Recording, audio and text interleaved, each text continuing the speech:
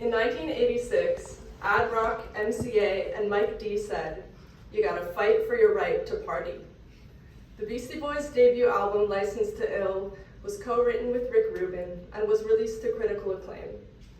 What I love about the Beastie Boys is their audacity, that they can take a little drum machine and at times nonsensical lyrics and make that into an anthem. But the first time that I ever heard the phrase, "fight for your right to party," was at the dinner table, when my mother told me that I shouldn't be afraid to get my voice heard, that if somebody tried to speak over me, you had to fight for your right to party. Even today, women are not encouraged to be vocal. Women are not granted the same audacity as the Beastie Boys. Now let me be clear.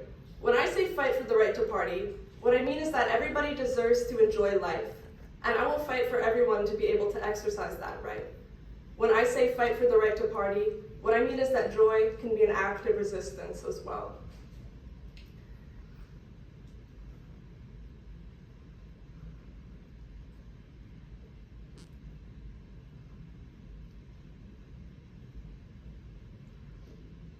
Partying, I'm so sorry.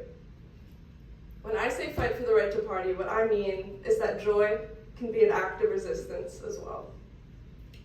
Partying is where you get to relax, when the hard work that you've been working towards pays off. And that's not something that everybody gets to do. And I want to acknowledge that due to barriers that can be as small as not having $20 to go to a concert, to barriers that can be as massive and incomprehensible as genocide, many people will never get that right. And I would also feel weird if I didn't acknowledge the privilege that I have to be attending NYU and to be speaking about partying in front of you right now. Fighting to party might feel like a contradictory statement. Partying is, by design, unserious. Fighting for your rights are deeply, deeply serious, especially in a world where those rights are threatened. But I believe that in order to function in this world, in order to get through your day-to-day, you have to find a balance between both of them. I fight for my right to party every day by attending school. Transferring into NYU is one of the hardest things that I've ever done. After I was accepted, I had 5 days to decide if I was going to take on over $100,000 in student loan debt, and I did. And I didn't know where I was going to live until 10 days before I arrived in New York City. Sometimes it feels like this university does not care about me, even a little bit. But I know that I deserve to be here just as much as anyone else.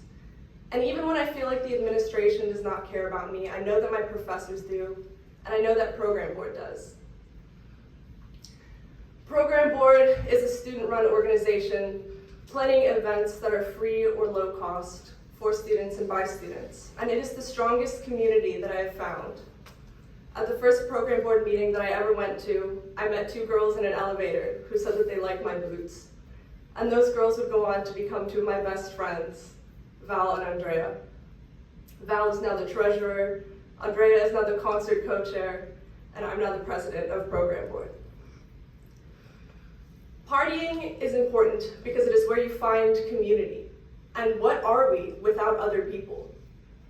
Through Program Board, we give students a space to party by taking the cost barrier away from participating in university traditions and in finding their own communities. Last spring, we held our annual concert, V100, at Terminal 5, and the greatest feeling was looking into the crowd of over 1,000 students, all my friends that had come together to dance, and in the weeks that followed, getting to say we, the students, did that. I fight for the right to party every day as I pursue a career in the music industry. As a young woman, I have to work twice as hard in order to prove that I'm as serious as my male counterparts. I have to prove myself over and over and over again.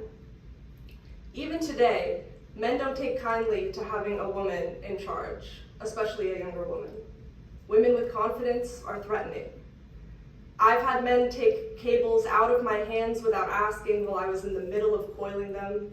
I've had stagehands hit on me and ask for my Instagram, all while I'm just trying to do my job. Sometimes I will raise my voice to be heard over the PA system, and if I'm not careful with my tone, people will come up to me and say, "Are you okay?" Now, on the one hand, I feel cared for, but on the other hand, would you ever ask a man to calm down? I've been very lucky to have incredible role models, and I want to point out that we're in the first generation of women in live music production that has role models at all. The women that forged the paths to get us into these rooms had to fight for their right to party way harder than we did.